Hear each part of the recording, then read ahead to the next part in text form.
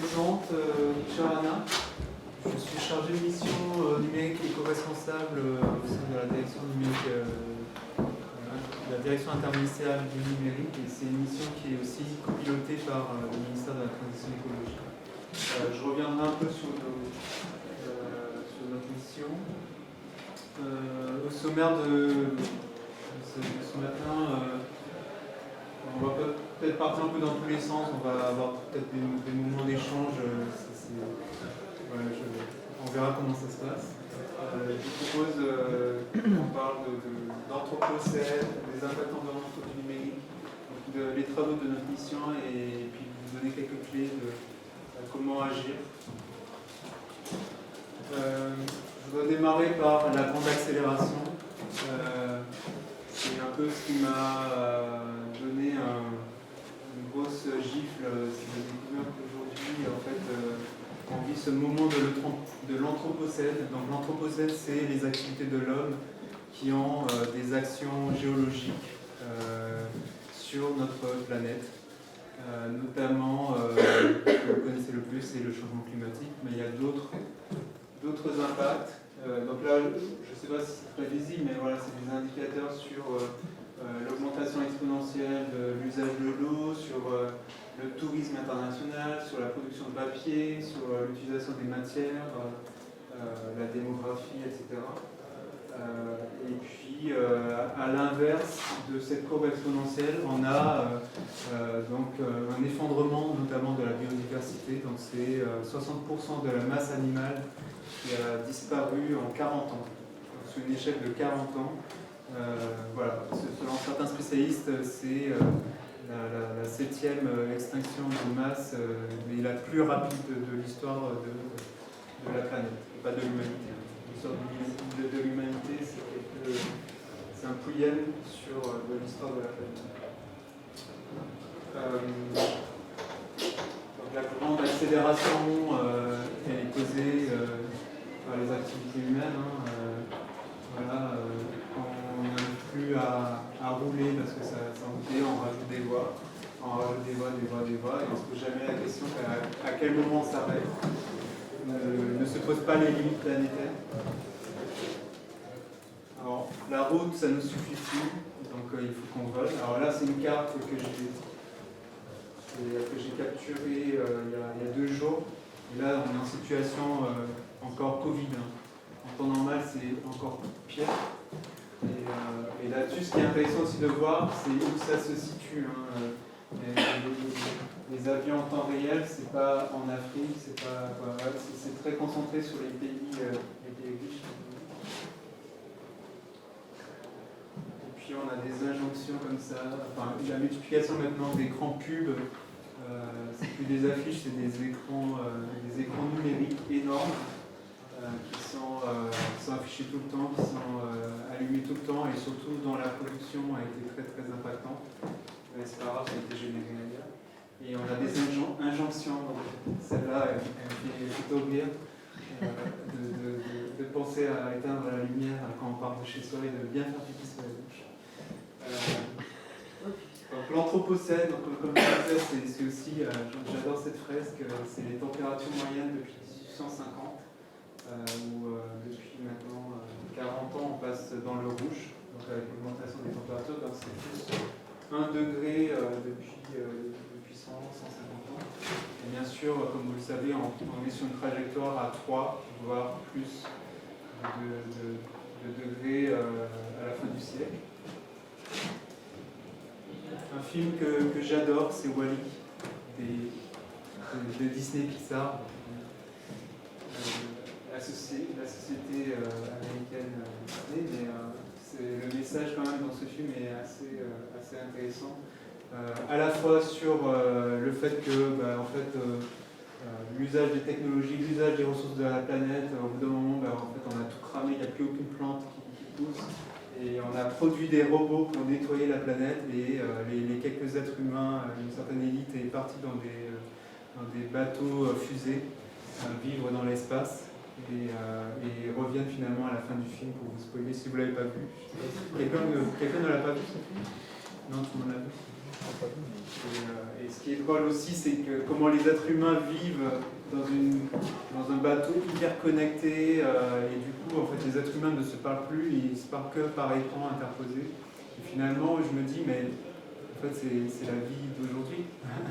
C'est ce qu'on a connu en temps de pandémie aussi, à être que en visioconférence. Et puis, quand on est dans le métro, on est.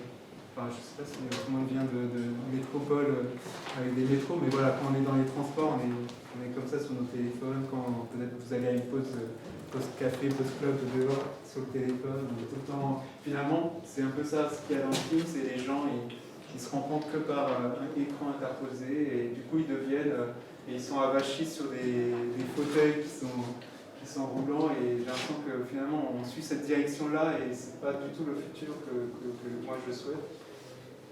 C'est assez intéressant. Alors, pour venir au numérique, combien ça pèse dans tout ce désordre mondial? Alors, désordre mondial, je vais revenir peut-être plus en focus sur la France.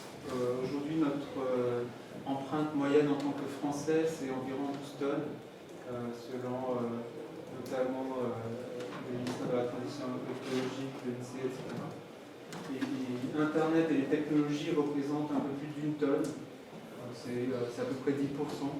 Excusez-moi, 12 tonnes, c'est par an et par habitant? C'est 12 tonnes par an et par habitant. Oui. Donc la partie numérique, la partie technologie en sens large, donc ça peut être, il me semble que dedans il y a l'électroménager, etc. Mais aujourd'hui le numérique, les écrans plats, les ordinateurs, les smartphones font partie aussi de ce poids moyen par an. Et donc j'ai essayé de représenter ce que, par rapport aux accords de Paris, ce que nous, en tant que Français, alors vous allez entendre des messages que oui, en France, on est exemplaire, on a l'énergie nucléaire, que si on se restreint juste sur la partie énergie, on a oublié tout le reste, l'aspect matière, l'aspect importation de biens issus de l'extérieur. On produit très peu d'équipements numériques en France, on produit très peu de biens marchands, de vêtements, etc. J'ai essayé de représenter ça donc, par rapport aux accords de Paris.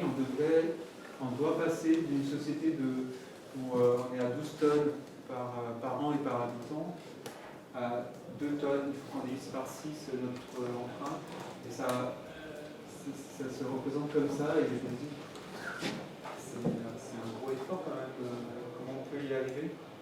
Et je me suis dit, ramener à un niveau numérique, qu'est-ce que je peux prendre comme exemple? Une page web aujourd'hui, elle pèse généralement, je peux vérifier pour le numérique en commun, ça doit être dans cet ordre-là, voire plus. Une page web, c'est aujourd'hui environ 3 mégas, une seule page web, avec toutes les images, etc. C'est environ 3 mégas, et si on se dit, tiens, on va diviser l'empreinte de cette page web, ramener à l'indicateur poids, pas le seul impact, mais ramener à l'indicateur poids de la page, 3 mégas, il faudrait qu'on arrive à faire des pages web de 500 kg ou moins. Parce qu'aujourd'hui c'est possible, c'est compliqué. On veut des images en HD, c'est hyper complexe. Tiens, avant que je vous montre ça, selon vous, ça vous fait participer, selon vous, quel est le plus grand impact environnemental du numérique? Est-ce que c'est côté terminaux utilisateurs? Est-ce que c'est côté réseau? Est-ce que c'est plutôt côté data center? Non, c'est le matériel. Matériel pour tout le monde? Il y a data center? Plutôt data center? Matériel. Une seule personne pour matériel? Alors, à gauche matériel, à droite plutôt data center. Ah ben c'est parfait. Alors, ceux qui ont raison, c'est ici. C'est matériel. Alors, selon différents indicateurs environnementaux, pas que la consommation d'énergie, qui est très vrai pour les data centers, effectivement.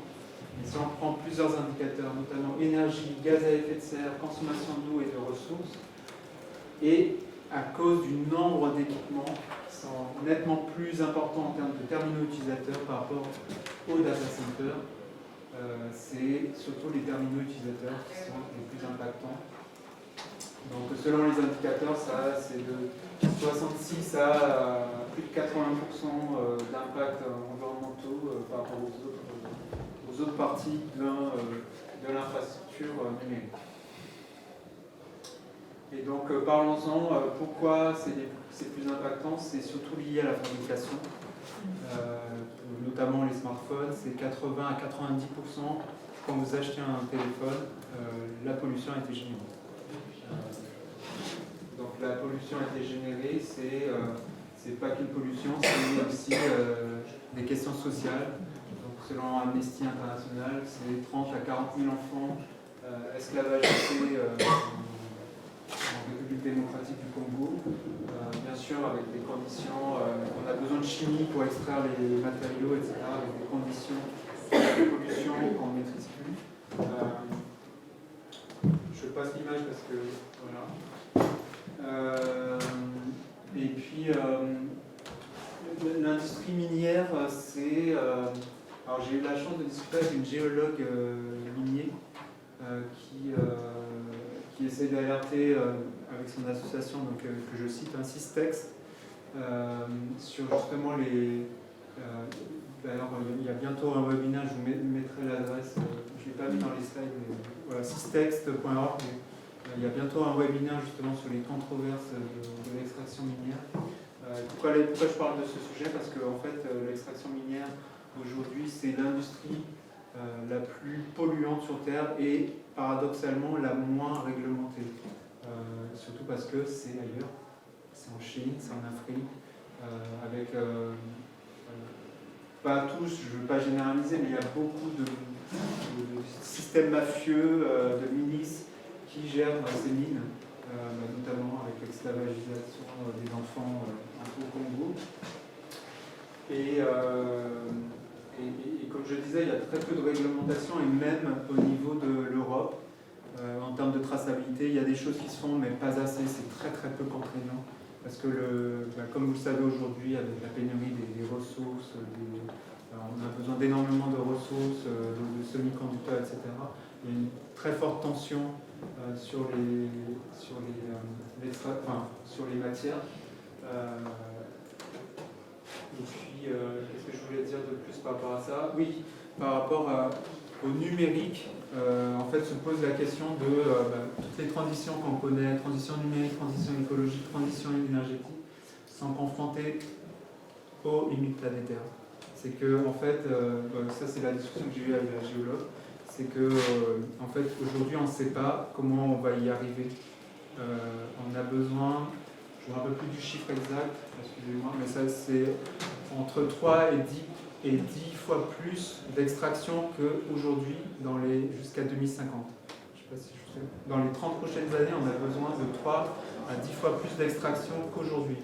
Alors, sachant qu'aujourd'hui, l'extraction minière, c'est le truc le plus... on est en train de manger la terre à petit... Enfin, je ne sais pas si vous avez vu les grands trous en Allemagne pour extraire le charbon, notamment. C'est assez énorme, il y détruisent des villages pour continuer à extraire le charbon. En Afrique ou en Asie, voilà, on continue à manger la terre avec très très peu de cadres. Et là, oui, pourquoi je vous montre cette image? C'est un artiste qui a voulu représenter justement ce que ça représente l'extraction. En fait, on extrait énormément de matière et dedans, enfin, imaginez toute cette salle-là et juste peut-être le petit gobelet, voire moins. Hop, on a. C'est peut-être moi, je ne sais pas, mais c'est mieux représenté là, peut-être. En fait, on a retiré toute cette matière pour la broyer, pour mettre des produits chimiques et extraire la matière. Et là, c'est une petite boule de cuivre de toute cette mine qui a été. Donc là, c'est plusieurs dizaines de mètres de profondeur. Après, bien sûr, il y a des problèmes sociaux aussi à la fabrication des équipements, et il y a des problèmes environnementaux liés à la fin de vie de nos équipements. Il y a beaucoup de matériel informatique qui partent notamment en recyclage ou en rebut dans des pays notamment africains. Avec très très peu de réglementation, à part en France où on est quand même un petit peu exemplaire. On est entre 40 à 60% d'équipements recyclés ou traités.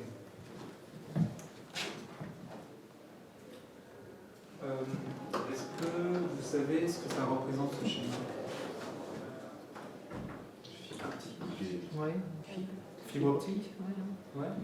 Tout le monde, fibre Moi, optique. c'est les câbles réseau sous-marins. Câble réseau sous-marin, exact.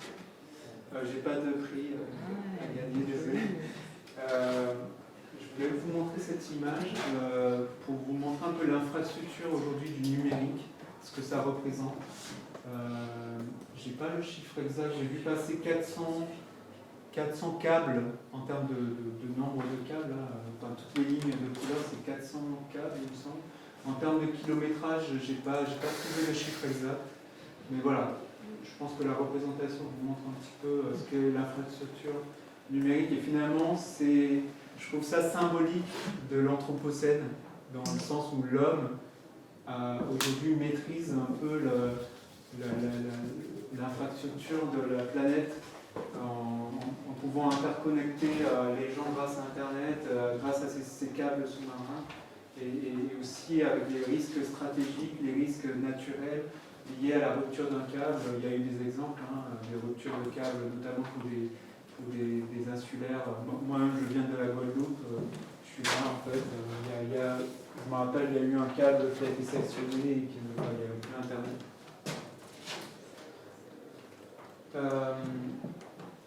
Mon déclic, ça a été en 2018 sur la question numérique et environnement, avec la sortie du rapport du Shift Project pour une sobriété numérique.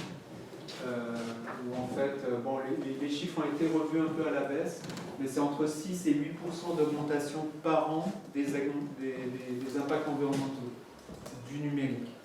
Donc c'est sur l'ensemble, à la fois fabrication, usage, etc., multiplication des équipements. Et donc, encore une fois, on est dans la grande accélération.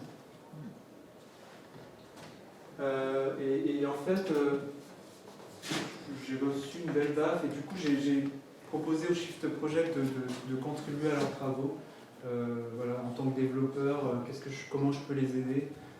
C'est vrai que c'est le réflexe premier des développeurs, des ingénieurs. La technique, on va développer des choses. Et puis je me disais, tiens, on n'a pas d'outil de mesure de quelle est notre empreinte en naviguant sur Internet. Et en parlant aux gens du Shift, ils m'ont parlé de ce projet qui était à peu près la même idée. Et du coup, on l'a développé donc avec un designer, Gauthier aussi. Donc cette extension qui est disponible pour Firefox et Chrome donc depuis 3 ans, et qui donne donc, vous naviguez sur Internet et qui vous donne des équivalences en grammes CO2. Et aussi, grammes CO2, j'imagine que ça parle à personne. Du coup, on a mis des exemples tangibles, on va dire, des smartphones chargés ou bien des kilomètres en voiture. Et puis, dans la foulée, je me suis dit, tiens, ça pourrait être pas mal d'interroger des gens sur le sujet. Donc j'ai lancé et que je co-anime aujourd'hui avec plein de personnes le podcast Écologie. Voilà, quelques exemples de sujets sur le numérique pour nous aider à anticiper les catastrophes naturelles, l'éthique dans le design, technologie partout, démocratie nulle part, avec Yael qui est dans leur langage de numérique en commun. Tout ça pour nous amener, du coup, grâce à toutes ces activités, on m'a proposé de m'occuper d'une mission interministérielle et d'avoir de l'impact sur l'administration publique sur ce sujet.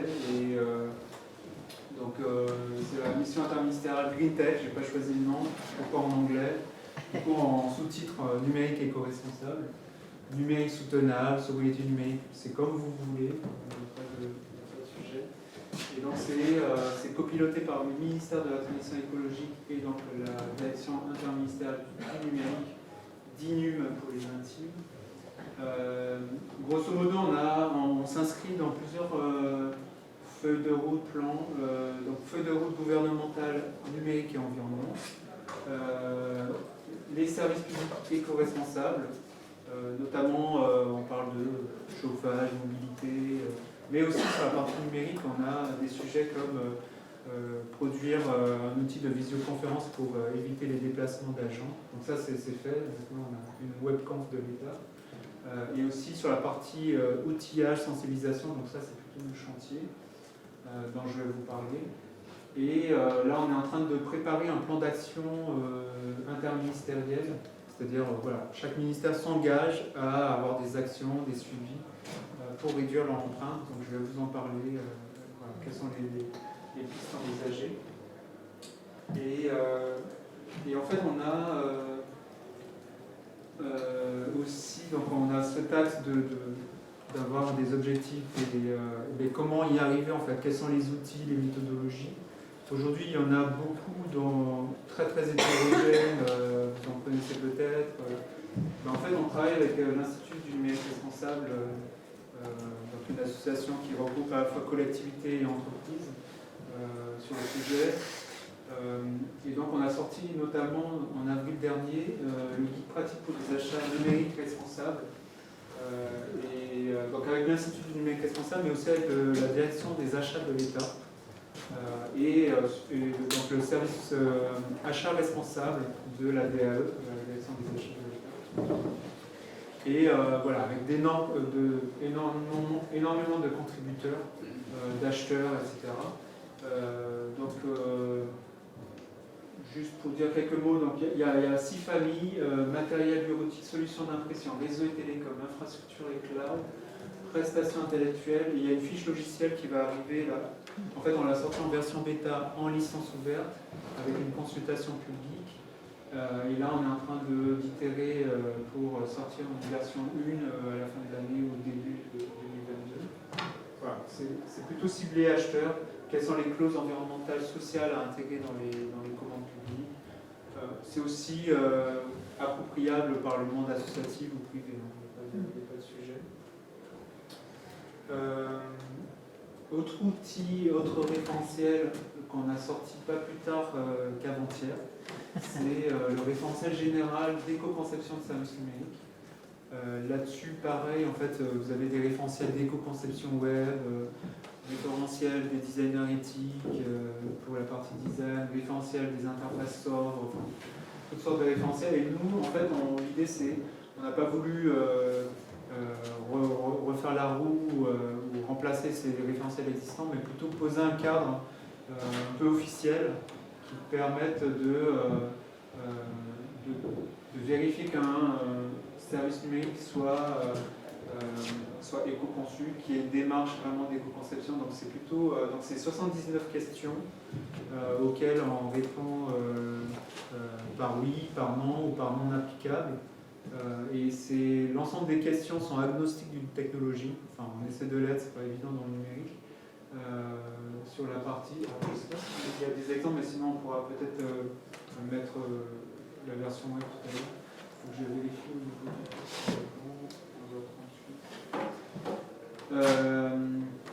et donc on a ces thématiques-là, justement, stratégie, spécification, architecture, UX, UI, voilà, pour vraiment avoir tous les différents profils en fait, à la fois maîtrise d'ouvrage, designer, etc. Contenu, on cible plutôt les contributeurs, on pense rarement à ce sujet dans l'éco-conception de services numériques, c'est tous ceux qui sont derrière les back-office, les CMS, qui vont contribuer à rentrer des contenus, comment le faire de manière à ne pas faire grossir le service numérique. Le front-end, donc tout ce qui est interface utilisateur. Back-end, c'est tout ce qui est derrière, l'arrière-guichet.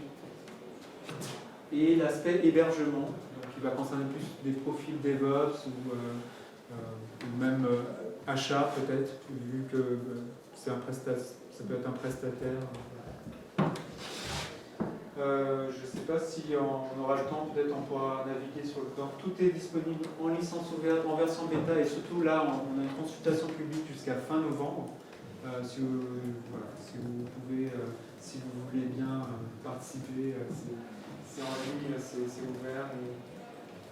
Et merci. si vous participez. Je voulais faire un petit focus aussi depuis.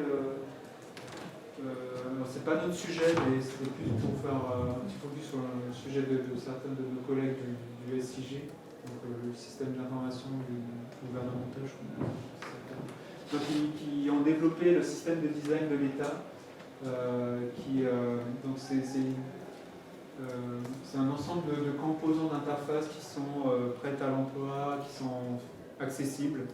Et on a itéré avec eux sur l'aspect éco-conception.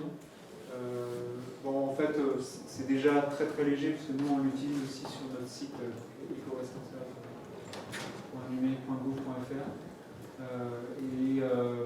Je pense que ça va dans le bon sens déjà d'harmoniser les interfaces et d'avoir vraiment des composants légers plutôt que d'avoir des solutions vraiment propriétaires ou redéveloppées à chaque fois. Voilà. L'idée c'est de ne pas réinventer la vie. Donc je vous ai passé un petit prospectus. On a fait ce petit travail, ce petit chantier, priorisation, quantification des bonnes pratiques numériques éco-responsables. Parce que dès qu'on parle de notre sujet, on nous dit ah oui, on va sensibiliser sur les éco-gestes numériques. C'est-à-dire supprimer les mails des messageries. Ouais. Comment dire non, l'impact est mineur. Quelle est la quantification? Pourquoi vous nous dites ça? Et du coup, on a voulu faire ce truc, plutôt que de dire supprimer les messages dans les messageries, ça sert à rien. On est parti vraiment sur l'idée, essayant de quantifier et qu'est-ce qui a le plus d'impact finalement. Et aujourd'hui, en fait, notre message, c'est surtout arrêter de juste responsabiliser les individus, les agents. S'il y en a un ou deux qui est sensibilisé sur les actions écolo dans son coin, on n'y arrivera pas, quoi. C'est pas ça. Il faut vraiment massifier l'action. Et c'est l'organisation, les décideurs, c'est un portage global de l'organisation à faire. Et donc on a fait ce petit chemin, c'est un petit bonhomme qui monte et qui effectivement, premier pas, sensibilisation sur la messagerie, etc.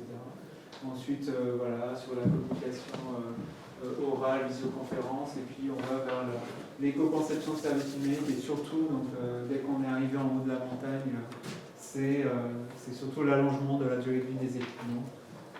Donc acheter moins, acheter mieux, réemployer, etc. Donc, on n'a pas encore la date exacte, mais vous avez un petit teasing en format papier. On va le diffuser en ligne si vous voulez le récupérer, l'utiliser pour vos actions de sensibilisation. Est-ce que ce genre de livret, en fait, vous le diffusez aussi aux collectivités ou est-ce que c'est aux collectivités d'aller chercher l'information? Comment ça se passe pour en fait avoir accès maintenant, moi je sais qu'il existe, mais par exemple, je travaille dans une collectivité. Est-ce que vous allez faire par une communication dans ce sens aux agents des collectivités? Alors, oui, en fait, on a à la DINUM, on a un service qui est TNT, territoire numérique, et je sais pas quoi. Bon, bref, on a des collègues qui nous permettent de diffuser vers les territoires. On a nos collègues de la NCT qui organisent numérique en commun. On échange beaucoup sur nos sujets. Bien sûr, nous, quand on est invité par des agglos, des régions, ou quand on est invité par numérique en commun, on vient.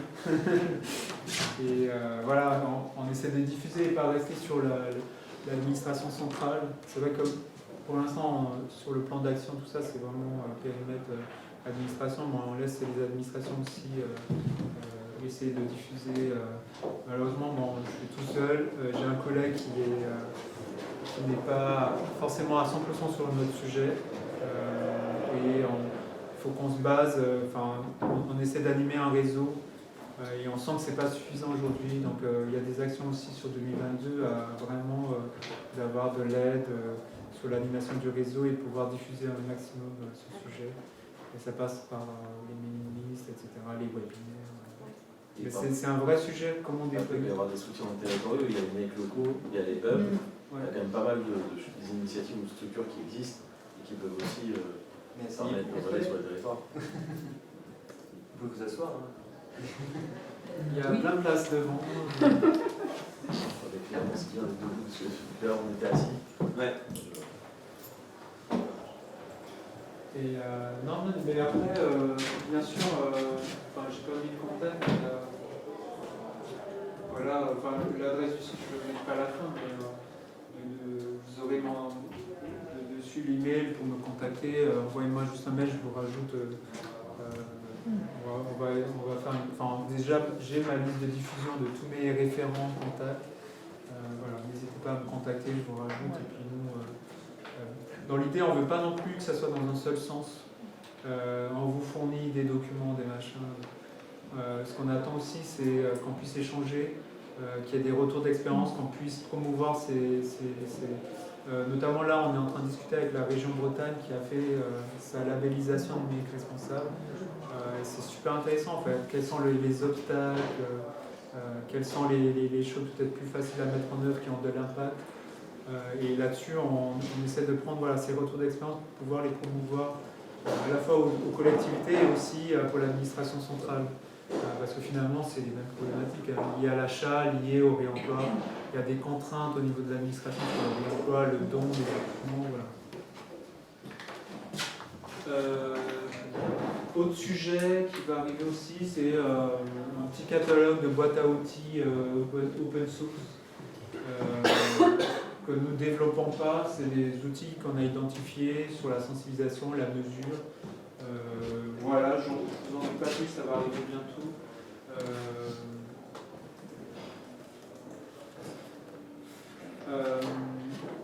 Et pareil, d'ici fin d'année, et là pareil, si vous souhaitez participer, justement, on discute beaucoup avec notamment la région Bretagne sur ce sujet, mais avec beaucoup d'acteurs, avec l'Institut du numérique responsable, avec Eco-Info du CNRS, avec l'INRIA, avec plein d'acteurs.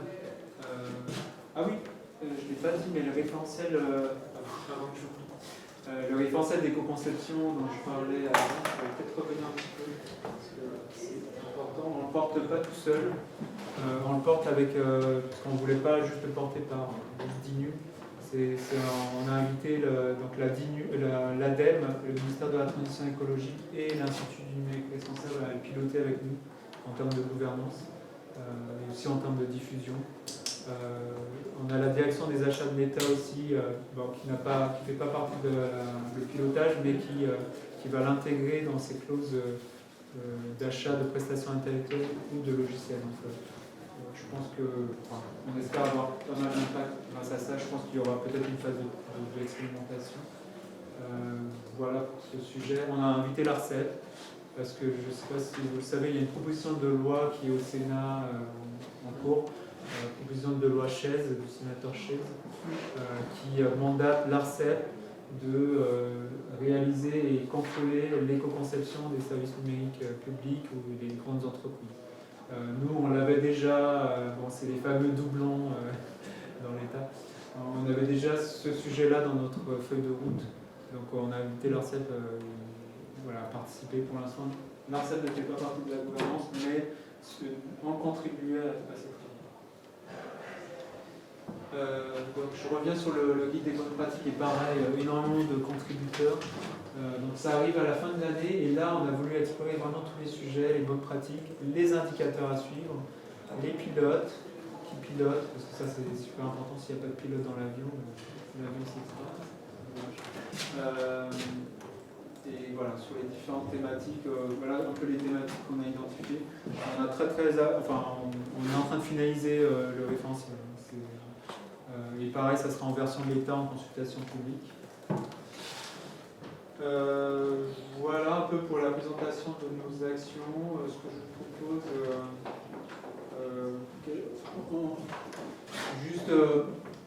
j'ai réuni un petit peu les grandes idées mais vraiment, en fait, le point commun de toutes nos actions, à la fois sur le référentiel d'éco-conception, le guide d'achat, le guide des bonnes pratiques, les différents échanges avec mes interlocuteurs ministériels, mes interlocuteurs des collectivités.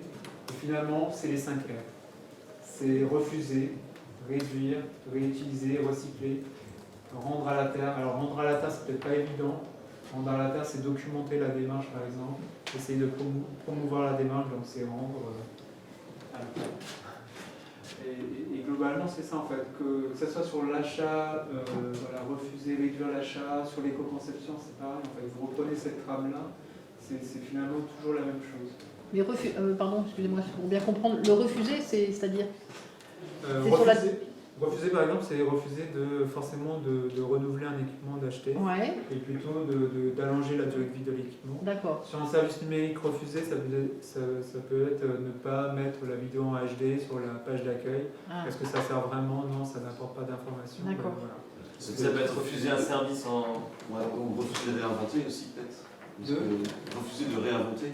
Parce qu'on réinvente parfois toujours la même chose, on recrée. Refuser, utiliser de l'open source, oui, ça peut être ça. Je sais pas, vous avez d'autres exemples?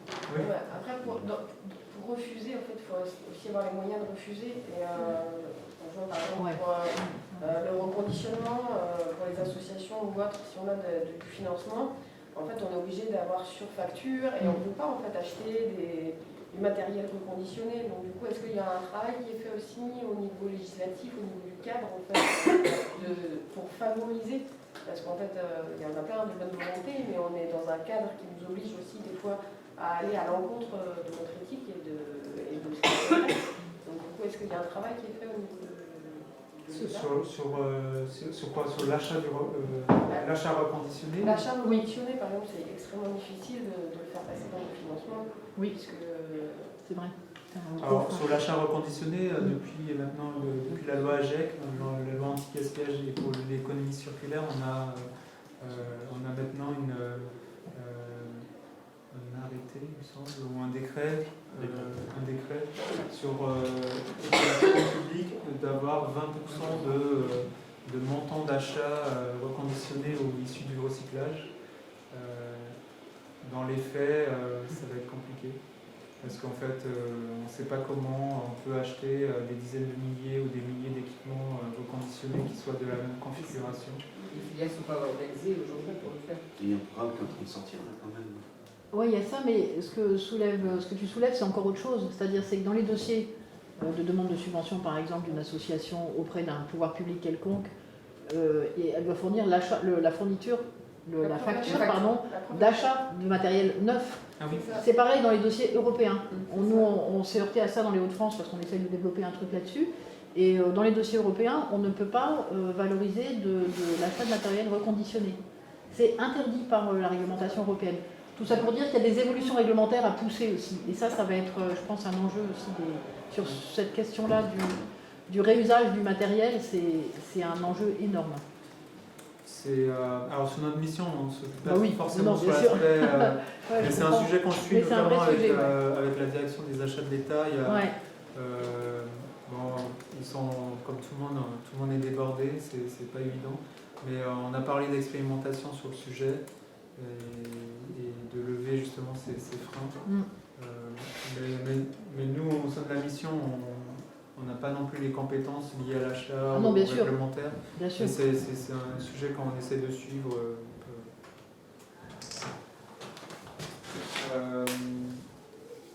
Voilà, en termes de quelques petites slides de conclusion. Après, je vous propose qu'on échange vraiment sur tous ces sujets-là. Ce qui serait important, en fait, c'est qu'on conçoive un numérique aujourd'hui dans nos organisations qui soit finalement contraint par les limites planétaires en s'appliquant ces 5 R. Donc, les limites planétaires, c'est l'impact de la biodiversité sur l'extraction des ressources, notamment eau, matière, etc. Comment on peut envisager un numérique qui s'inscrit dans ces limites planétaires grâce aux 5 R, par exemple.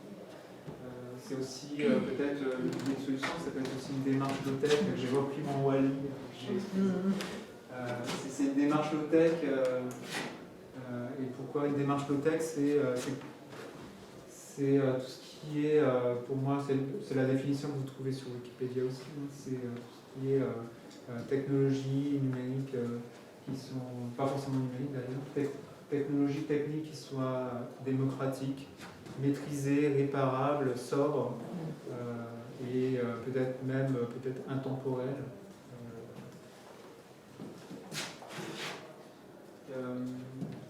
il y a encore une conclusion. En fait, c'est ma dernière slide justement qui nous permet de discuter de ça, parce que c'est vrai que j'ai pas forcément exploré tous les sujets du plan d'action, peut-être que si vous avez envie qu'on discute de ça. Donc il y a les 5 R et il y a une autre trame que j'ai extrait un peu des différents échanges. Moi je suis moins sur les terrains que peut-être vous l'êtes, mais voilà. En tout cas, on a pas mal d'échanges avec ceux qui font sur les achats, sur la conception de services numériques. Moi-même, je suis ancien développeur, donc mon sujet c'est plutôt l'éco-conception. Mais j'ai pas mal appris notamment sur les 3E, comment on gère la fin de vie, le rebut, etc. Et j'ai pas encore tout appris. Mais je vous propose cette trame, vous me dites ce que vous en pensez. Sur notre sujet numérique et environnement, il y a le sujet connaître. Connaître, c'est connaître les impacts environnementaux du numérique. Comment les réduire. Impliquer, c'est qu'il ne faut pas travailler tout seul, il faut impliquer les différents métiers, ceux qui font en fait. Ça peut être à la conception du service numérique, pas que les développeurs, attention, les designers, les chefs de projet, les directions de projet, parce que c'est surtout ces métiers-là qui ont en fait, qui peuvent, enfin les décideurs, quoi, finalement, si on fait ça, si on fait... de prioriser, c'est un peu le sujet de ce que je vous ai passé là. Sensibiliser sur la suppression des mails, j'en vois ça passer tout le temps. Il faut arrêter avec ça. Parce que franchement, sur l'organisation, faire de l'achat durable, responsable, réemployer, il y a des freins, etc. Ça aura vachement plus d'impact. D'expérimenter, parce qu'en fait, on a beaucoup d'interlocuteurs qui nous disent c'est très compliqué, il y a des freins. C'est pas grave, expérimentons sur un petit périmètre. Typiquement, là, sur l'achat reconditionné, on est en train de voir avec la DAE pour faire une expérimentation d'achat reconditionné. Par rapport à l'éco-conception de services numériques, on propose à nos ministères, proposez-nous un ou plusieurs projets qui vont appliquer ce référentiel. Et puis on verra, voilà. Puis justement, il y a la quantification. Je l'ai mis volontairement un peu après, parce qu'aujourd'hui, certains partent de la quantification. Dans l'empreinte environnementale du numérique, le premier truc, on va mesurer, on va quantifier. C'est compliqué aujourd'hui de mesurer l'empreinte environnementale du numérique. Sur le petit papier que je vous ai passé, on a galéré, quoi. Il y a des études, il y a l'étude de l'ADEME, plus le projet de recherche mégaoctet qui arrive, qui vont amener quelques chiffres, mais sans doute pas, on n'aura pas le truc applicable partout. C'est pas grave, quoi. On peut mettre en place des bonnes pratiques. On sait que forcément en allongeant la durée de vie des équipements, l'impact est positif, on ne saura pas forcément quantifier. Il y a le WNR aussi, hein, qui a été proposé par l'Institut numérique responsable. Le WNR. Le WNR, oui. Qui a été testé par quelques collectivités. Alors le WNR, oui, effectivement. Il y a un bon outil de sensibilisation et pédagogie aussi. Je ne vois pas ce que c'est, moi, le WNR. Oui, c'est WE-NR.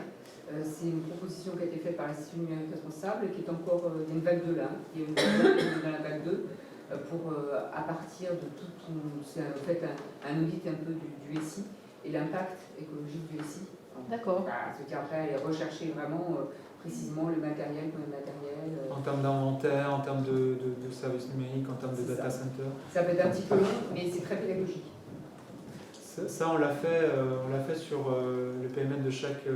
on n'a pas fait exactement le WNR, mais on a travaillé avec l'Institut du numérique responsable et aussi EcoInfo du CNRS qui avait fait aussi un outil qui s'appelle EcoDiag. Donc, justement, pour ne pas citer que l'INR. Mais aussi EcoDiag, une petite calculette, vous rentrez les équipements, les types d'équipements, la durée de vie, et puis ça vous donne un calcul équivalent CO2. Et puis on a fait cet exercice-là par ministère pour évaluer un peu qu'est-ce qu'ils font, la maturité. Et puis, oui, la quantification fait partie c'est un sujet de nos travaux aussi de mesure, mais en se basant sur le projet, notamment mégaoctet qui arrive. Voilà. Et bien sûr, on va documenter, on va essayer de promouvoir la démarche. Sur l'aspect connaître aussi, peut-être, je ne vais pas citer, oui. Moi j'avais une petite question, peut-être avancer un débat, je sais pas.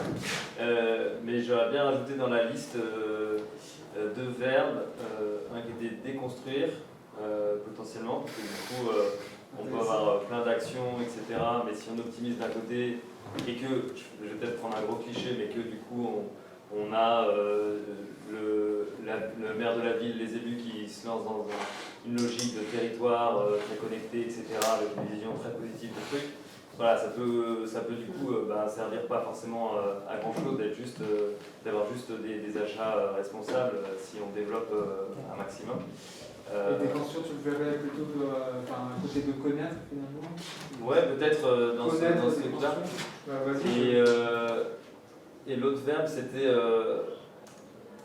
C'est un peu la suite, mais de dire renoncer ou savoir renoncer en se disant tiens, c'est pas parce qu'on peut effectivement le faire qu'il faut le faire et on a le droit de. Enfin, il est important de se poser la question avant de lancer un nouveau projet, un nouveau service, de se dire tiens, est-ce qu'on lance au regard de toutes les implications notamment sociales et environnementales que ça va avoir. Voilà, bref, c'est une suggestion, je ne sais pas si ça vous parle. C'est un côté de prioriser. Ouais, prioriser. Ouais, ça va avec prioriser. Ouais. Prioriser, renoncer. Très intéressant. Est-ce que tu as lu Alexandre Monin? Je ne citerai pas ce mot. Et Ouais, effectivement. le verbe former aussi. Parce que tout ça va dans une démarche, et du coup, c'est un processus où, dans l'implication, il faut aussi faire de la formation. Donc, le verbe former aussi. Alors, tout ce qui est formation, c'était plutôt connaître, dans le sens de connaître, en fait. Mais je sais pas ce que tu en penses, ou est-ce qu'il y a une formation continue, une amélioration continue? Forcément, ça regroupe. Non, c'est dans connaître, j'avais pas mis formation. Enfin, c'était plutôt connaître le dispositif. Enfin, je pense que c'est plutôt connaître l'écosystème, mais pas forcément connaître. Connaître, c'était vraiment connaître les impacts environnementaux et les bons gestes. Si c'est pas très clair, on le met. Connaître, formation, se former. À ce sujet-là, il y a un outil qui s'appelle la fresque numérique, pour ceux qui connaissent, mais on l'a beaucoup testé sur notre territoire pour mobiliser l'écosystème justement. Aussi bien des entreprises, des élus, des académies, des agents. On doit être à notre 5e fresque. Et c'est un très très bon outil pour créer un écosystème autour de ces problématiques, parce qu'on dit que c'est systémique, c'est pas juste face à la collectivité faire un truc, ça va avoir un impact plus large. Et d'approcher tous ensemble cette problématique et de construire un collectif autour de ça sur un territoire, c'est extrêmement intéressant. Et la fresque est un vrai outil de sensibilisation pédagogique et d'animation. Si vous avez d'autres outils en tête, sur la formation, il y a aussi les MOOC. Il y en a un de l'INR et l'ADEME. Vous trouverez sur le site de l'INR. Sur le site de l'INR. Il y a un MOOC de l'INRIA qui arrive aussi, qui est un peu plus haut perché. Ouais, c'est l'INRIA. Je sais pas si.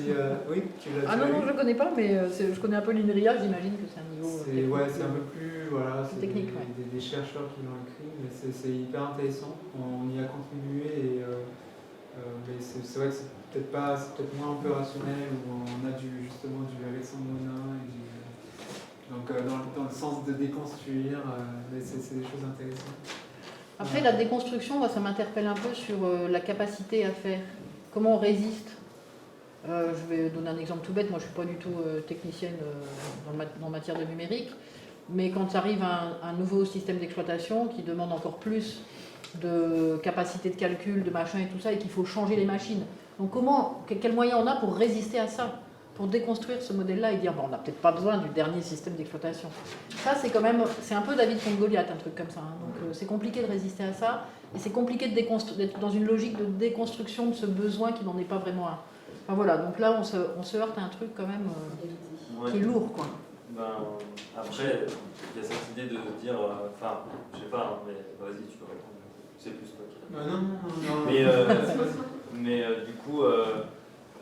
Déconstruire, c'est déjà changer de posture et déjà identifier là où il y a effectivement ce type de pression. Après, on ne peut pas s'extraire de toutes les pressions. Si là, pour le coup, c'est peut-être plus un éditeur en particulier qui va, voilà, sur lequel on n'a peut-être pas forcément de prise, mais peut-être c'est déjà, identifier ça et de se dire comment collectivement on peut réfléchir à comment sortir de cette situation. Ouais, c'est ça. Mais effectivement, sur les questions d'obsolescence, on n'a pas forcément la main. Mais voilà, Par la commande publique quand même. Hein. Comment? Par la commande publique, c'est un Oui, levier. bien Oui, sûr. c'est un levier, ouais, tout à fait. Non, bien sûr. Mais c'est juste que, par exemple, là, je pense naturellement, et ça se pose dans pas mal de collectivités, j'en ai discuté avec plusieurs d'entre elles, mais c'est de se dire, bah tiens, est-ce qu'on sort de Microsoft Office et on passe à LibreOffice. Du coup, il y a des grosses collectivités à qui ça. La DSI, ils disent, mais moi je ne mets pas le doigt là-dedans, ça fait trop peur. Quoi. Je vais prendre tous les utilisateurs. Tous les utilisateurs, ils vont m'appeler, je ne sais plus comment faire ça. C'est un sacré choix en fait, finalement. C'est des choix politiques. Parce qu'il y a une habitude, depuis des dizaines d'années, d'utiliser ces outils-là. Dans ce sens-là, avec la FIN, on a travaillé avec la ville de Lyon, notamment, sur leur stratégie numérique responsable. Et il y a eu un engagement, vraiment c'est porté politiquement, ils sont engagés à quitter Microsoft qui est déployé depuis 15 ans. Tous les applicatifs métiers à devoir migrer. Et du coup, ça fait très très peur en interne par les agents, mais du coup, ils sont engagés à le faire. Une conduite du changement à faire. Ouais, complètement. Et ils sont dedans, c'est un process en cours. Ouais. Ouais, d'accord, ça sera Est-ce intéressant. qu'ils ont impliqué les utilisateurs? Ouais, ça va se faire sur le long terme, mais c'est acté. Une question, est-ce que les agents sont concernés, ce que je parlais de conduite du changement, est-ce qu'ils sont impliqués là-dedans? Parce que c'est encore dans une logique top-down, on prend une décision politique et puis les gens s'adapteront? Ou est-ce qu'il y a des... Non, ils ont créé en interne, il y a un collectif de 50, qu'ils ont appelé ambassadeurs et ambassadrices, qui représentent divers services et applicatifs métiers, et qui vont justement aider d'autres agents, pouvoir faire du support en interne, participer à la prise de conscience déjà qu'il y a une empreinte environnementale en tout cas qui va pas dans le bon sens, qu'il faut changer les pratiques, et qui vont se faire relais justement aussi de ce volet d'accompagnement au changement. Du coup, pour rebondir là-dessus, moi je me questionne sur l'existence peut-être d'un dispositif qui accompagnerait des collectivités qui ont une réelle envie d'aller de tendre vers un numérique responsable, mais qui n'ont pas forcément les compétences en interne, même s'il y a de la connaissance, de la formation et une envie de déconstruire, d'appliquer ça sur le terrain. Est-ce que c'est quelque chose aujourd'hui qui existe? Est-ce qu'il y a des... Il y a des AMO. Il y a des AMO. Des assistants sanitaires. C'est pas massif, hein, mais il y a des besoins en tout cas, ça c'est sûr. Je vais vous faire un petit retour d'expérience. Ça fait 2 ans que je travaille. Je travaillais pour un département sur la sobriété numérique, c'était la Mayenne. Et donc je me suis formé, j'ai fait, il y avait Lucie, enfin j'ai fait de la labellisation, des choses comme ça, pour essayer d'aller un petit peu loin. Et j'aime bien le savoir renoncer parce que j'ai renoncé et je suis parti de la collectivité, je me suis juste posé la question, j'ai fait de l'information en interne, on a dit on va commencer par le clean-up day. Voilà, non mais j'étais parti sur un truc assez, on va embarquer tout le monde et tout. J'ai été voir la DSI, ils m'ont regardé la sécurité, machin, bon hop, j'ai fait une croix dessus. Les élus, oui, c'est du greenwashing. Bon, j'ai laissé tomber et on a commencé le Green Up Day et puis on va avancer tout doucement comme ça. Là, je suis sur notre collectivité, je vais essayer d'embarquer aussi, mais c'est pas forcément, c'est vraiment quelque chose qui est pas du tout simple à mettre en place, surtout pour les collectivités. Vous, au niveau de l'État, vous pouvez embarquer les gens, les petites structures, ça peut, mais je pense que les collectivités intermédiaires, on est rapidement dans une forme de un peu greenwashing. Voilà, on fait de la sobriété, moi je vois ce qui se passe sur le terrain. C'est bien ce qu'a fait la région Bretagne, sauf que quand on creuse, ils ont retiré la partie lycée. Et la partie lycée, le parc informatique des lycées, c'est important. Mais ils ne l'ont pas mis dans leur réflexion. Et c'est là où le savoir renoncer, c'est essentiel, quoi. Parce que c'est ce que on est confronté à ça dans ce domaine-là. C'est peut-être un problème lié à impliquer et un problème de périmètre. C'est dans un premier temps, c'est difficile de dire on va faire l'ensemble. Là, on a le sujet avec les DUPNAT, justement. Est-ce qu'on va jusqu'à lycée, collège, etc. Et c'est très complexe, donc ce qu'on leur dit, essayez de, partons sur un périmètre peut-être restreint en termes d'expérimentation, et après on fera une itération où vous allez rajouter des périmètres plus importants. En fait. Sinon, en fait, on va partir sur un périmètre trop large et ça va se casser la gueule. Plutôt, voilà, expérimentant et on raccroche un peu les wagons par la suite. Donc, je peux comprendre la région de Bretagne sur ce sujet. Je ne sais pas quelles difficultés ils ont eu. Oui, j'avais aussi quelque chose qui apparaît peut-être pas là, mais qui a peut-être été discuté avant, c'est la question du design. De pouvoir se poser la question de l'utilité de ce qu'on veut faire. Par exemple, là, nous, on a l'idée de développer une application mutualisée à l'échelle de notre interco. On va faire une séance de design avec les élus pour se dire, finalement, est-ce que c'est utile, utilisable, utilisé, est-ce que ce sera utilisé, enfin, pour rentrer un peu dans cette logique des 3 U. Et donc, en fait, maintenant, systématiquement, à chaque fois qu'on pense éventuellement développer un service numérique, c'est de se poser la question de son utilité avec les futurs usagers. Donc, bien sûr, le construire avec eux s'il y a une pertinence, mais peut-être aussi d'arrêter si on sent qu'il n'y a pas de pertinence et que finalement, il y a peut-être des choses beaucoup plus low-tech qui peuvent être données à la place. Donc, ça ne paraît pas forcément, mais ça fait partie des expérimentations, mais en tout cas, toujours se poser cette question de la place de l'usager dans le développement du service. On en parle dans le référentiel des conceptions. Donc, je t'invite à regarder effectivement tout ce qui est pratique design, UX research, donc des choses que je ne maîtrise pas du tout, mais sur le référentiel, on a eu des contributions des designers éthiques sur le sujet qui ont produit un guide opérationnel. Nous, c'est pas un guide opérationnel, c'est un ensemble de questions. Voilà, on a eu des contributions des designers éthiques, des designers de l'État, qui sont aujourd'hui, enfin, on a tout le pôle design de la DINU qui est numérique en commun, qui ont aussi des ateliers.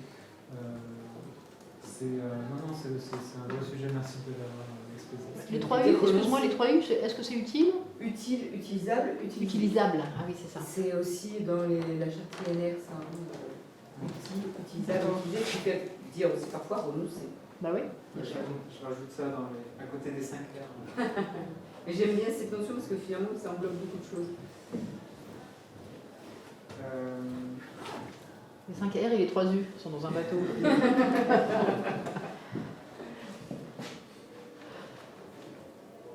Redis-moi. Utile, utilisable, utilisé. Utilisé.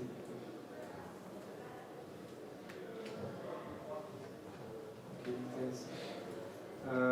J'ai mis résister. Ouais. Il y a une question militante finalement à nos travaux, en fait, c'est de résister effectivement.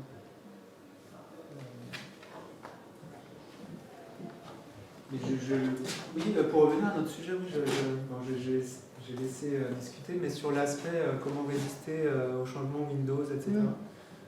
Donc je ne sais pas si vous avez vu déjà notre directeur du numérique, Nadi Boina, s'est prononcé dernièrement contre le cloud de Microsoft. Oui. Ça a fait grand bruit dans la presse, etc. Forcément, quand on s'attaque à Microsoft. Bon, après, dans les faits, il a dit non, mais c'est parce que c'est des problèmes de sécurité, de gouvernance, etc. et que il faut y ajuster. Il y a le SIGGREF, donc c'est une association d'organisations, de très grandes organisations et collectivités d'ailleurs. Il y a le ministère de la Transition écologique au SIGGREF. C'est une association sur les thèmes du numérique, qui ont sorti aussi un rapport sur l'unité numérique. Et avec d'autres associations européennes, belges, néerlandaises, allemandes, ils ont fait une petite note, communiqué de presse en disant Windows, vous nous faites chier. Ils ont fait ça comme ça. Mais c'est bien. Mais en fait, Windows 11, vous planifiez l'obsolescence de nos équipements. Tous nos équipements de plus de 3 ans, on ne peut pas installer Windows 11, donc on est obligé de les bazarder. La note, je ne sais pas du tout formulée comme ça, c'est très gentil, politiquement correct, Microsoft, vous pouvez faire des efforts. Et aussi, ils ont rajouté donc, sur les questions environnementales, ils ont clairement dit sur les questions environnementales, mais ils ont raccroché un autre sujet, c'est l'aspect sécurité, parce qu'ils disent que ça nous coûte bonbon en termes de mise à jour de sécurité, on est obligé de recruter de plus en plus de personnes, c'est la grande accélération. Et puis... et que ça c'est à nos frais, donc il faut arrêter les frais. Comment s'appelle cette association? Pardon, j'ai pas SIGGREF. CI, je ne sais pas si on a internet, on peut utiliser les... Et ça, le SIGREF, c'est quand même, il y a quand même des grosses entreprises, c'est quand même impactant. Ça serait intéressant parce que eux, ils ont certainement envie, de ce que j'en entends, de faire cette évolution. Comment ils sont accompagnés, comment ils avancent là-dessus. Ce serait intéressant à voir ça. Parce que des retours que j'en ai, ils ont envie d'aller sur des chatons, sur des... mais ils ne savent pas par où commencer, quoi. Et si des structures comme ça, qui sont pas forcément dans notre giron habituel, commencent à réfléchir et puis à amener ces questions-là en dehors des collectivités, des associations d'éducation populaire, etc., je trouve que c'est intéressant, parce que ça va impacter un petit peu plus et ça montre que c'est possible. Alors, je ne peux pas te répondre sur la question, je ne sais pas s'il y a des personnes qui connaissent le SIGREF, mais moi-même l'année dernière, je ne connaissais pas le SIGREF, c'est eux qui nous ont contactés parce qu'ils travaillent sur la sobriété. Je ne sais pas quel est en termes d'impact, mais le fait qu'ils réunissent à la fois organisation, et surtout quel est l'impact à la fois sur les questions politiques, enfin sur le politique finalement, qui peut agir là-dessus. Dommage, on avait ces échos hier, peut-être qu'il y a une personne occupée. Oui. Ouais, on va rebondir sur ce que tu disais avant, parce que c'est vrai que sur l'éco-conception, on parle beaucoup du front, mais on oublie toute la partie serveur, cloud, là tu viens d'exposer rapidement. Il y avait une initiative qui avait été lancée par Capgemini et Orange, il me semble, parce qu'ils ont créé Blue, pour stocker les données Microsoft sur les serveurs en France. Le problème, c'est qu'il y a une question qui se posait, c'était l'accès au code source. Et donc là, la chose, c'est que finalement, même pour les territoires, est-ce qu'il n'y a pas une stratégie de stockage de data en local, peut-être à l'échelle de la région, pour éviter que les données transitent à l'autre bout du monde et que là, pour le coup, ça pose des problèmes de sécurité et d'environnement, puisque faut envoyer des millions et des millions de data à chaque fois, enfin, tous les jours, à chaque seconde, à l'autre bout du monde. Et c'est vrai que sur cette histoire d'éco-conception, on se concentre beaucoup sur le design front, mais on oublie beaucoup le reste. Alors il y a... Bon, bien sûr, on ne met pas en avant des acteurs dans le référentiel. Le référentiel, c'est ça. C'est au format web, vous pouvez exporter en CSV, JSON, c'est en consultation publique. Et sur la partie hébergement, je te donne quelques exemples de critères. C'est le premier, finalement, peut-être le premier à vérifier, c'est est-ce que le service numérique utilise-t-il un hébergement signataire du code de conduite européen sur les data centers. Qui a entendu parler déjà du code de conduite européen sur les data centers? Voilà, c'est un peu l'idée, c'est de promouvoir. C'est un code qui a été réalisé par le Parlement européen. Enfin, je ne sais pas quelle structure l'a fait. Et bien sûr, oui, je montre un peu le référentiel. Du coup, on a à chaque fois l'objectif, la mise en œuvre. Donc, dans la mise en œuvre, on a un lien vers, là c'est l'éco-info du CNRS qui l'a traduit en français, le code de conduite, qui est aussi un guide, les moyens de test et de contrôle. À chaque fois, on a tous ces... Souvent, les moyens de test, ce ne sera pas forcément des moyens de test, vous n'aurez pas besoin de rentrer dans du code, c'est plutôt, ça peut être juste de demander des justificatifs, ça peut être du déclaratif, donc c'est pas forcément un développeur qui va vérifier que l'éco-conception est bien mise en place. Surtout sur la partie design, UX, on va pas vérifier dans le code qu'il y a eu des choix design. Voilà comment ça se présente. Juste une question en complément, est-ce que, sur la partie hébergement en local, il y a quand même pas mal d'initiatives et d'acteurs qui cherchent à se positionner dessus, et il y a l'ANSSI qui propose aussi le SecNum Cloud, sur un volet justement cyber, et qui se dit, en fait, si c'est sur notre territoire, si on sait où sont les data centers, et si c'est idéalement localisé, proche des collectivités, donc là, des usagers. Je ne sais pas du coup si dans ce cadre dans ce référentiel, ou s'il y a déjà en fait des services d'hébergement qui sont déjà tamponnés SecNum Cloud par l'ANSSI ou pas du tout.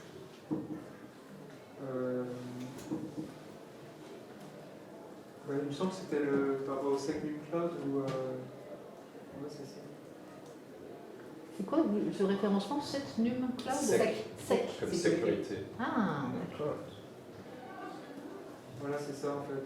Ça a été refusé, notamment par rapport au fait qu'il ne soit pas conforme en termes de... Ok. Donc ça devient en fait Et du coup, une forme de critère un peu de sélection dans les solutions cloud et d'hébergement, j'imagine, pour des collectivités ou des... Ça c'est de base. Alors justement, du coup, c'est bien de poser la question par rapport au référentiel, c'est surtout sur les indicateurs environnementaux. Parce qu'on dit, dans le... En fait, vous avez toute une page à propos. Justement, je vais souligner le truc le plus important. Je vous laisse finir tranquillement. Merci les chats.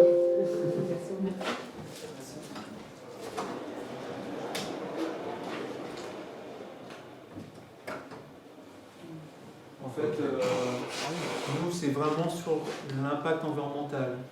Mais on ne peut pas faire d'éco-conception sans accessibilité. C'est de base. Enfin, le premier truc, c'est l'accessibilité. Ensuite, finalement, l'éco-conception, c'est la dernière roue du carrosse.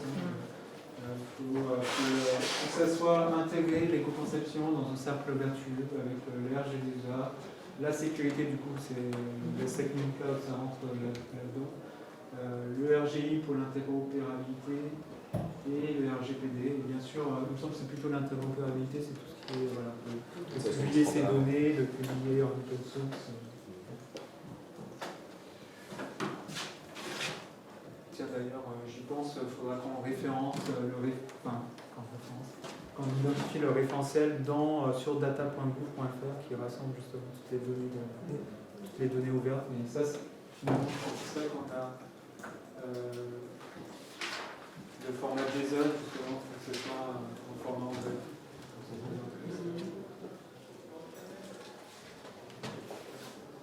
Est-ce qu'il y a des choses que vous souhaitez? Je ne sais pas si on a vu. Si vous avez faim, il nous reste encore du temps. Si vous avez des choses si vous avez des questions, si vous avez des choses des retours d'expérience de votre côté sur le Cyberworld Cleanup Day, sur autre chose.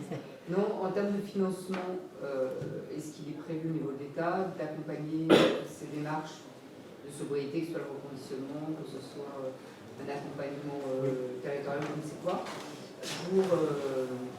il y a le sénateur Bargeton aussi là qui est en train de faire sa mission, dans lequel il y aura peut-être aussi des propositions qui seront faites, des missions sur la sobriété. Oui, au-delà de l'ADEME, ou est-ce que l'ADEME va se positionner là-dessus? Parce que nous, on n'a pas les moyens de faire, mais par contre, on peut éventuellement répondre à des appels à projets que vous avez mis, etc. Alors, bon, ça reste contre nous, mais il y a eu un sujet pour le plan de relance. Je vais tweeter. Maintenant, il y a eu le sujet, on en a discuté pour les différents guichets du plan de relance. Ça n'a pas été pris en compte. Après, effectivement, il y a des appels à manifestation d'intérêt de l'ADEME, notamment de financement. Mais est-ce que l'État, par exemple, en 2022, va flécher des financements là-dessus ou pas? Ouais, il y a un sujet, attention, accrochez-vous, verdissement du numérique. Qui arrive, ouais. Et c'est très très bien doté, ouais. Il y a une plateforme matérielle pour une société numérique pour avoir du matériel reconditionné pour l'inclusion numérique qui est sorti il y a 2-3 jours. Oui. Ah oui? Il y a une semaine, oui. D'accord. Mais juste de référencement en fait de ceux qui en ont besoin et de ceux qui sont. Et du coup de permettre l'achat, ce qu'on disait, de permettre l'achat plus facile de matériel reconditionné pour les collectivités. Ça c'est quoi de ce dont vous parlez, pardon? C'est pour les QPV et les ZRR. Et les zones rurales. Mais ouais, après. Mais c'est quoi ce référencement? Matériel, on peut regarder, c'est matériel.sociéténumérique.gouv.fr. C'est une plateforme de référencement des tiers-lieux plutôt reconditionneurs et des autres reconditionneurs, et de l'autre côté des collectivités qui souhaiteraient acheter du matériel reconditionné en local. Il y avait deux cibles qui sont les ZRR et les QPV, donc quand t'es pas dedans, Oui, non mais j'entends bien. C'est pas intéressant. Non mais c'est souvent ça, souvent les... Ouais, c'est soit le très urbain, soit le très... Effectivement, je l'avais dans mon historique, j'étais passé dessus. Et donc le financement de l'État, là, ce sera via la DINUM? Non, la DINUM, c'est le... Il y a un appel à projet qui vient de sortir pour les collectivités, en tout cas pour l'outil à la gestion numérique, et en fait qui est à destination, elle finance uniquement le matériel reconditionné. C'est sorti il y a quelques jours. Voilà, c'est celui-ci. Oui, mais ça c'est pour les... Ouais. Mais Parce que, ZRR, il y a deux côtés, il y a à la fois ce côté-là, Et à la fois pour les acteurs du rebondissement informatique, il faut aussi qu'ils se manifestent de leur côté. Nous, on a un atelier rebondissement informatique et pour le coup, Il faut les informer. Claire, c'est ça. Faut qu'ils fassent un message à tes reconditionneurs pour qu'ils s'identifient sur la Oui, plateforme. c'est ça, il faut, d'accord. C'est ça, ouais. C'est ça. C'est des deux, C'est ce qu'on ouais. leur a fait. Mise en relation. Non, ça c'est piloté par le CGDD, il me semble, et la DGE. D'accord. CGDD, Commissariat Général au Développement Oui. Durable, et la Direction Et Générale. c'est eux qui vont lancer ces appels à projets en 2022? A priori, oui. Après, tout peut changer. Hein. Ouais, oui. On est en période électorale. Ah bon? Et auprès de qui on peut suivre ça du coup? C'est piloté par le CGDD. Je suis tout ça de loin, nous en consulter sur la partie sobriété numérique et tout. Il y a aussi des sujets certificats d'économie Oui. d'énergie.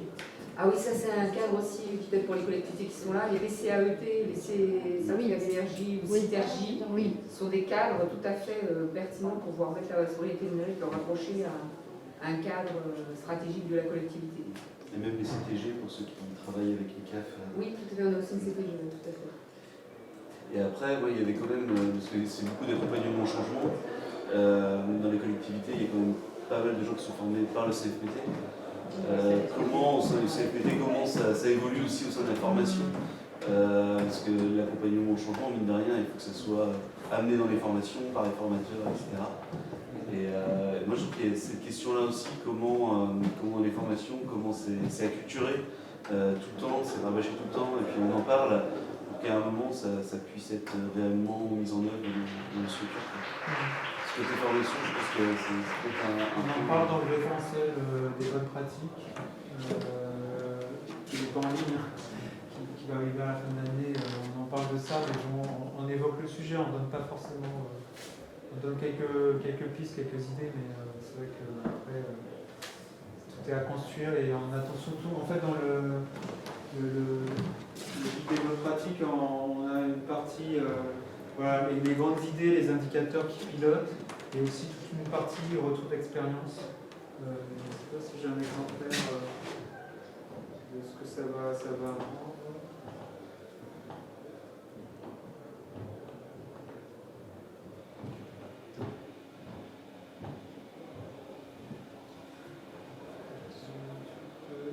Ça sera sous cette forme-là à peu près, c'est pas définitif. Voilà, dans les grandes lignes, les priorités, etc. Ah, c'est vachement bien ça, ouais. Qui pilote, les indicateurs de pilotage aussi pour ceux qui veulent bien sûr. Et ça sera forcément latin. Oui. Et puis voilà, et surtout ça qui nous manque beaucoup, les retours d'expérience pour que ça profite à nous. Parce que nous en fait, sur la mesure, sur l'achat, l'éco-conception, ce qu'on dit actuellement, voilà, on est en train de produire les livrables, faites-nous des retours d'expérience. Les gens ne vont pas le faire de manière ah bah tiens, on va contacter la DINU, il faut qu'on aille chercher les informations, après n'hésitez pas aussi à diffuser ça. On a besoin d'inspirer les organisations. Et je ne dis pas inspirer les agents à faire des écoutes, mais vraiment les administrations, que ça peut être vertueux. Et pas. Il y a un sujet, peut-être qu'on peut aborder aussi, c'est la question financière, en fait. Quel indicateur prendre en compte?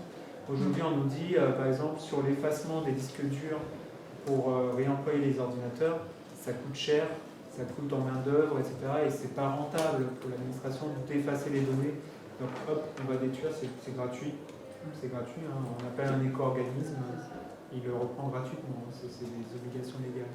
Alors que effacer un disque dur, il faut une prestation, il faut un travail d'être humain à prendre le disque dur, à l'effacer, et ça peut coûter très cher.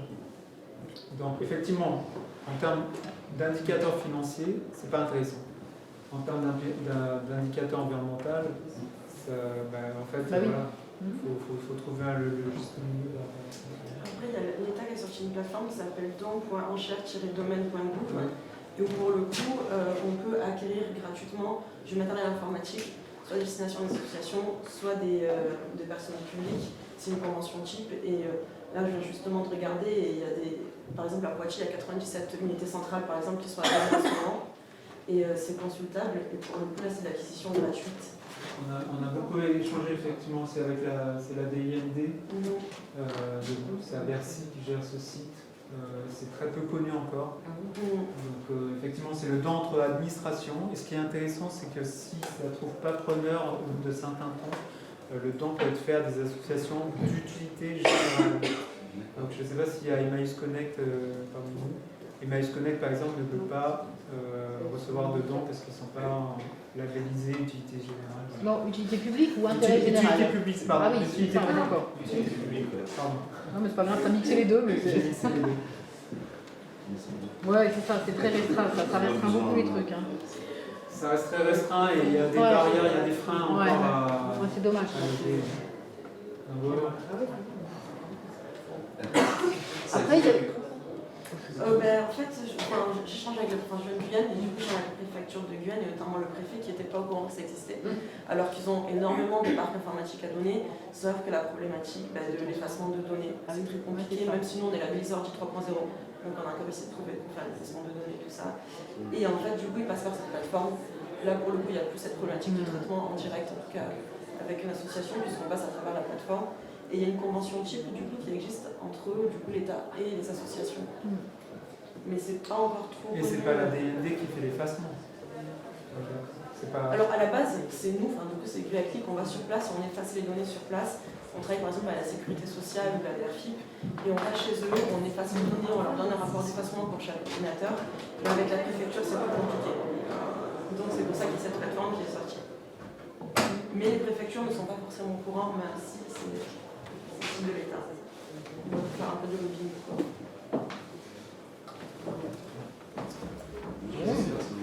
Très bien.